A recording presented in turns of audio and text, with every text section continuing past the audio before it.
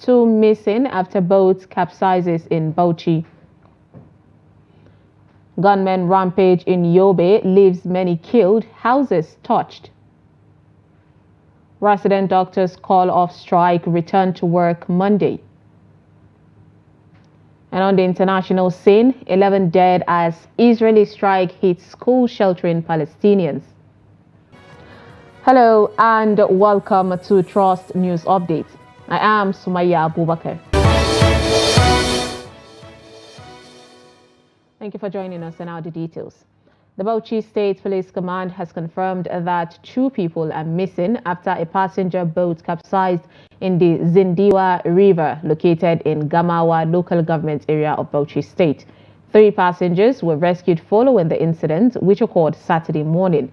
The police public relations officer, Muhammad Ahmed Wakil, said the boat was serving as an alternative means of transportation after floods washed away the main road connecting Gamawa with nearby villages. Due to the destruction of the road, many residents in the area have had to rely on boats, particularly on market days or when traveling to and from their homes. According to Wakil, the boat was piloted by Haruna Isa from Wabo village and had 5 passengers on board when it capsized in the middle of the river. Wakil assured that efforts to locate the missing passengers are ongoing. The National Inland Waterways Authority, NIWA, has criminalized failure to use a life jacket and engaging in night sailing on River Benue. NIWA said the move was to enhance safety in water transportation across the state. The area manager for NIWA in Makurdi, Samson Onobun, disclosed this during the inauguration of the Safety Committee for the Buruku Abuku crossing point on River Katsina Ala in Benue State. The newly inaugurated Safety Committee is mandated to oversee the implementation of these safety measures and work closely with the Marine Police to enforce the new rules. Residents of Nangere and Jakusko local governments are urgently pleading with the federal government to intervene after a devastating flood swept through their communities, destroying farmlands, ruining crops, and toppling houses. Reports indicate that the floods have claimed over 170,000 lives and displaced thousands, leaving the affected areas in dire need of assistance. Trust TV's Beatrice Kurutsi visited these ravaged communities and provides a first-hand account of the crisis. Take a look. In Lamba village of Nangere community, farmlands have turned into fields of water and houses are submerged. The devastating flood has forced locals to evacuate, losing lives, properties, and livestock. The displaced residents were given temporary shelter at a primary school and government quarters, but for them, once the water dries up, there is no home to return to. It happened at night. The water entered our houses. We were lucky we didn't drown. Right before our eyes, our house went down into the water. The flood killed a young girl. There was no choice, we had to leave. We lost everything.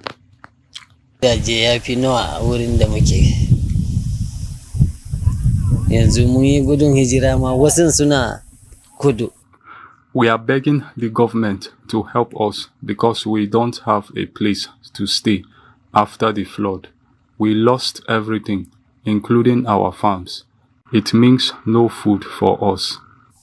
Nangere community is linked to other local councils like Jakusko, Bade, Karasua, and Gashua. The federal road that connects this part of Yobe State has collapsed, affecting economic and agricultural activities. Both agricultural produce in the whole of this state, I think it's one of the most recognized community in terms of production of both animals, dairy, and crop production. All these vegetables, tomatoes, and the rest, they used to produce them here, and you can see. Yes, and also the fishing activities. It's a very economic community in the whole state. So we are calling on government to urgently intervene. Mm. The communities revealed that it's been 6 years they have experienced such disaster, and with the waters back with no anticipation, it could be difficult to recover what the flood took away from them. Bitrus Kuruti, Trust TV News, Maiduguri.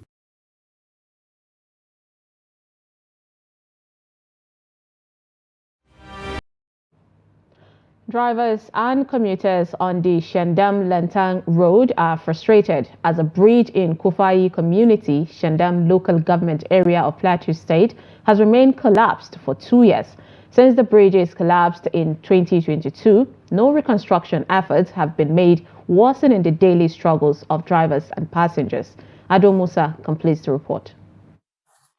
For nearly 2 years, a collapsed bridge in Kufai community, Shandon local government area of Plateau State, has left motorists, motorcyclists and passers-by struggling, especially during the rainy season. Drivers report that they are forced to pay locals 5,000 naira to push their vehicles across the damaged bridge, severely impacting their businesses. This bridge collapsed since 2022. I ply the road, but anytime I get to this point, it is never an easy thing for us and other people using other means of transportation to cross the other side of the road. The collapse of the bridge has been very challenging for those of us who use it on a daily basis.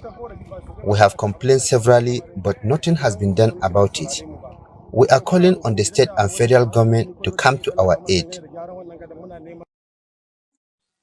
I'm a resident of this village and we are suffering from the collapse of this bridge. This is the only major road around this area. It is only the government can do something about it. We are pleading with the government to help us reconstruct the bridge. Residents of Kufai community in Plateau State report that recent heavy rain has made the road nearly impossible for motorists and commuters due to the ongoing absence of a functional bridge. The situation continues to disrupt daily life and travel in the area. Ado Musa, Trust TV News, Jos. In security, gunmen suspected to be Boko Haram insurgents looted and set ablaze shops and houses in Mafa village in Tarmua local government area of Yobe. The Yobe State Police Command spokesperson DSP Dungus Abdul Karim made this known in Damaturu on Monday. He said they are yet to ascertain the number of lives lost in the incident, which occurred at about 4 p.m. on Sunday in the remote village. Eyewitness said the terrorists armed with rifles and RPGs attacked Mafa ward on more than 50 motorcycles and set ablaze many shops and houses.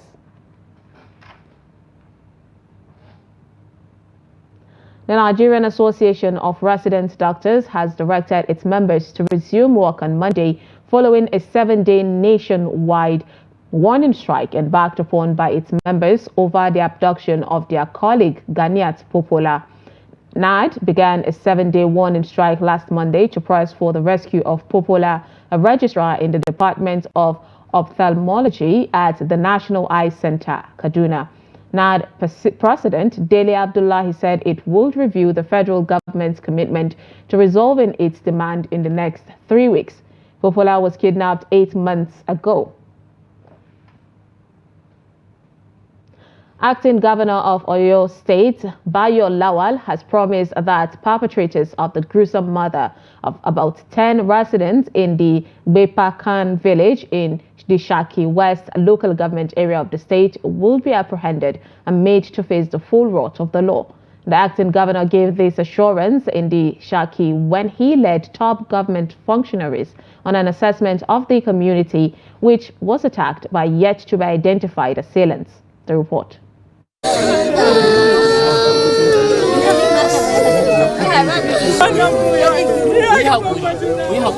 Tuesday's attack on inhabitants of Bepakan village in the Shaki West local government area of Oyo State by yet to be identified gunmen still remains fresh in the minds of these residents who lost 10 loved ones and had their properties destroyed. Bepakan is mainly an agrarian community, but the peace which previously existed between Nigerians here, mainly from Yoruba and Fulani extractions, fizzled out following the deadly attacks.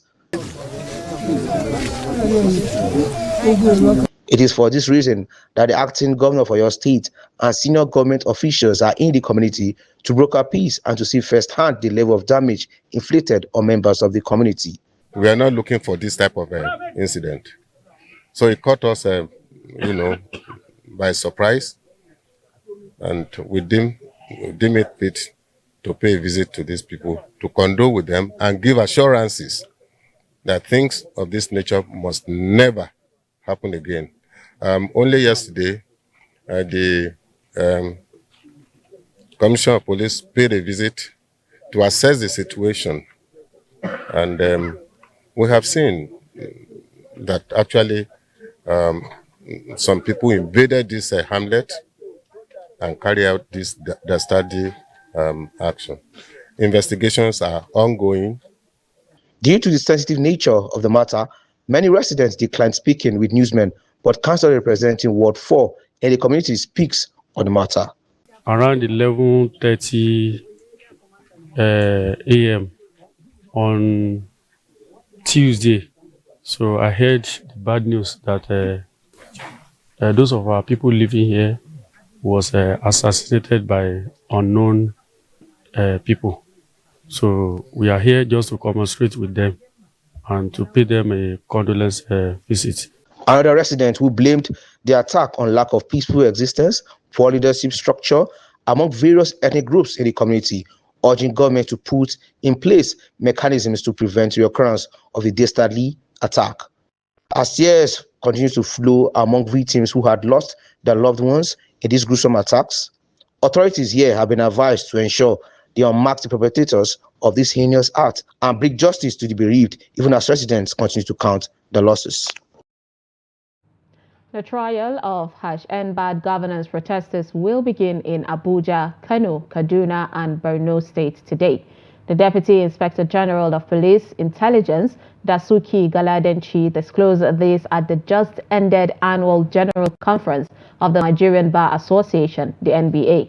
He said those to be charged to court today were 126 suspects who were arrested for waving the Russian flag and demanding regime change during the protest, which snowballed into violence that resulted in deaths and looting of private and public assets in some states.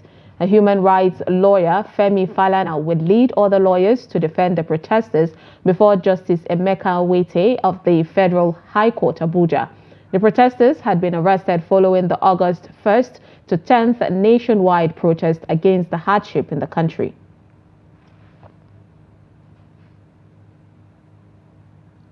This is news updates on Trust TV. Coming up, Just traders respond to federal directive on market price cuts.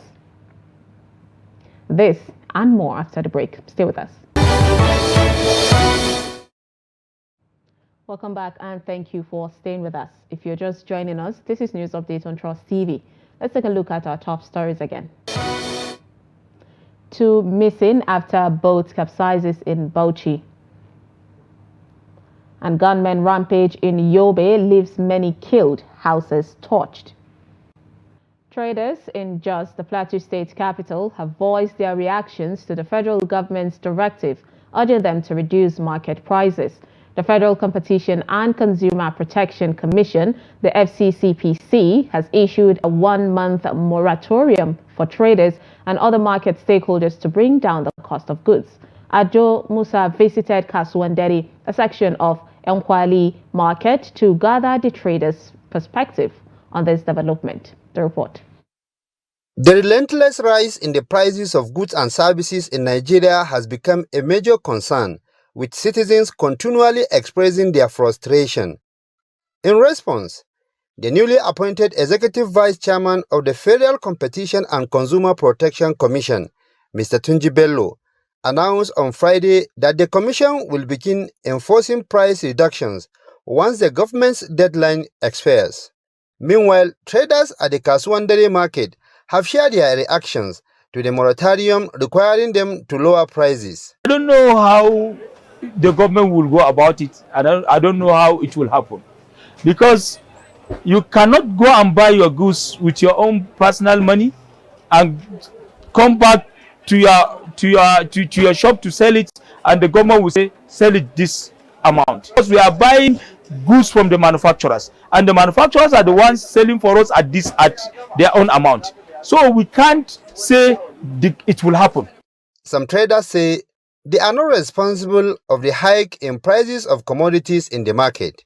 Issue of the price that people are complaining, that's the traders that's making the price to shoot up, or the retailers, because I see it in most of the newspapers as of yesterday.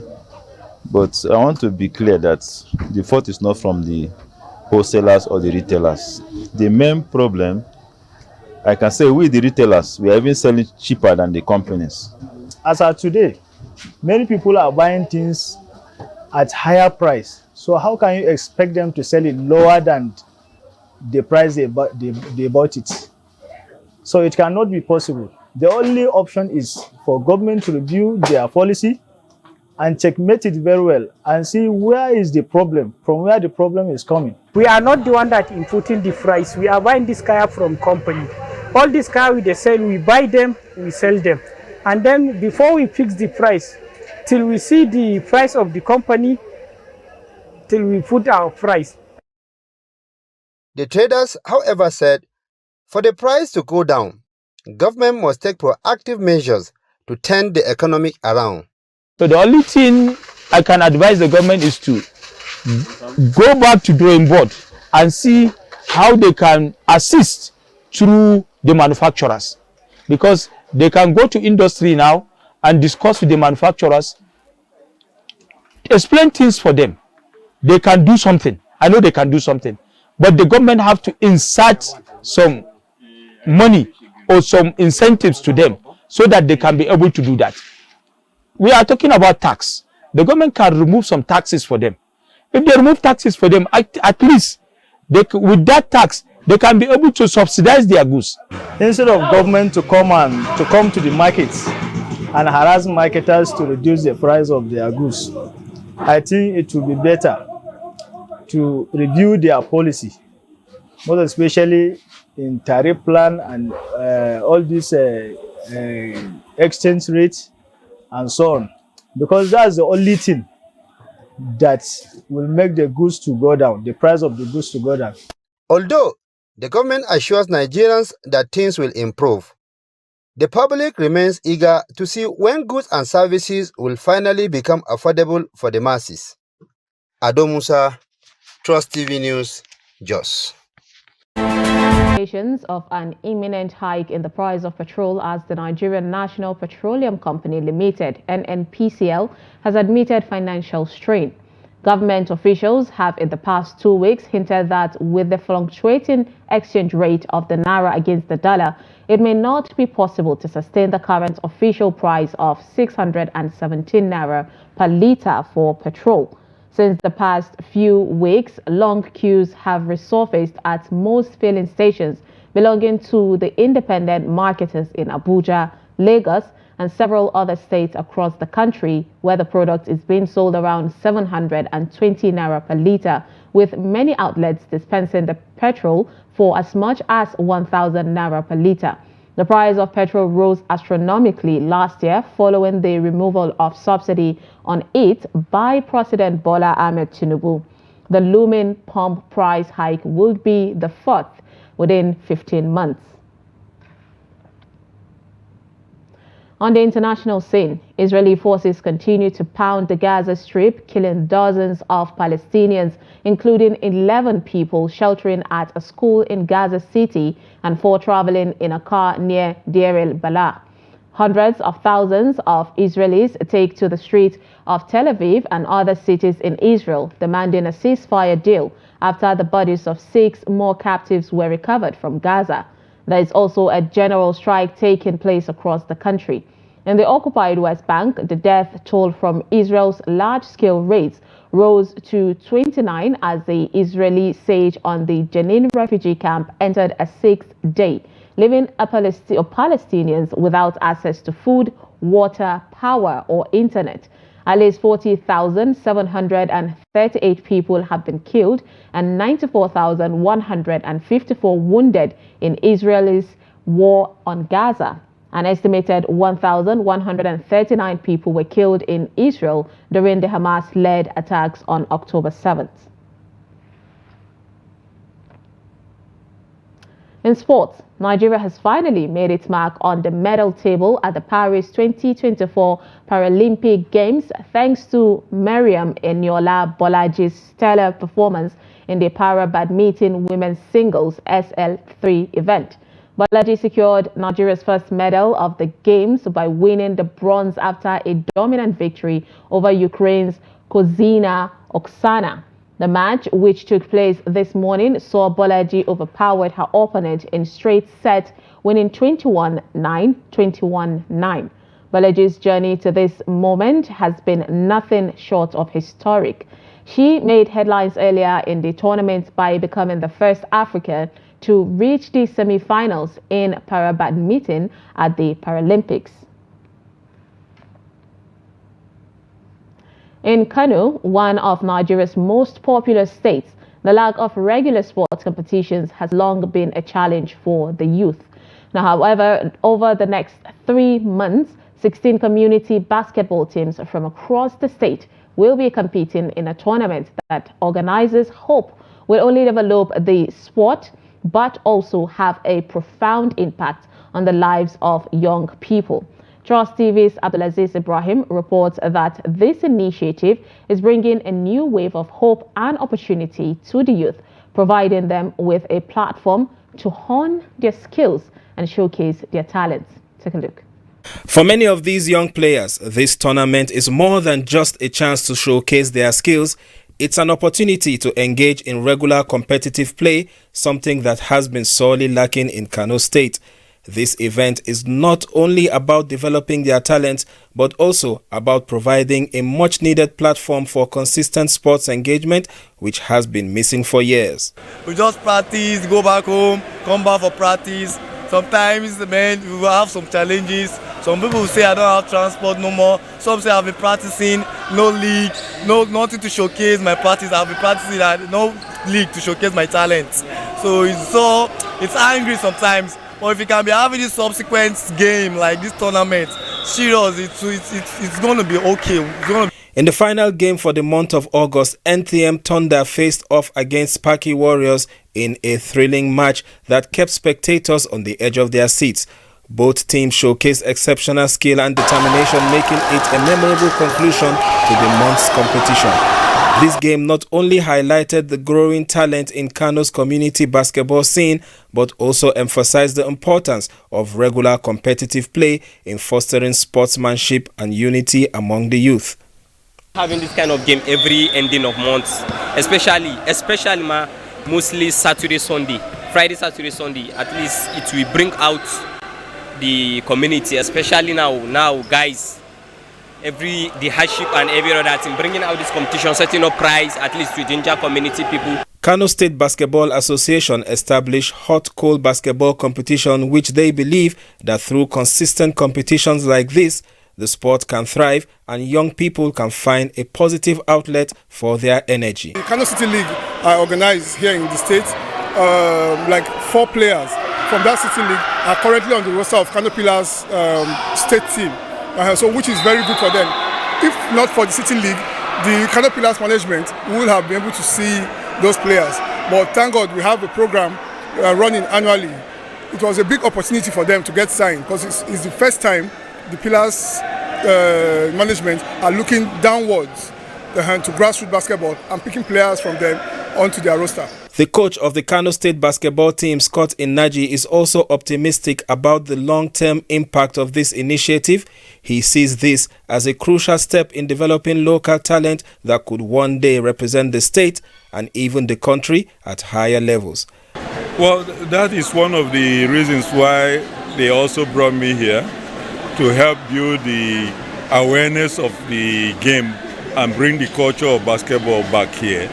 And this is a good development that you see there are so many lovers of the game, but they have not been seeing this for a while. And if this continues like this, we are sure going to bring that glory back to Kano. As the tournament progresses, it's clear it's about providing hope, fostering community spirit, and creating a pathway for young people to aspire to greater heights. Abdulaziz Ibrahim, Trust TV News. And with that, we wrap up news updates on Trust TV. Do not forget to follow us across all our social media platforms and join our YouTube live stream for more news programs and documentaries. I am Sumaya Abubakar. Thanks for watching.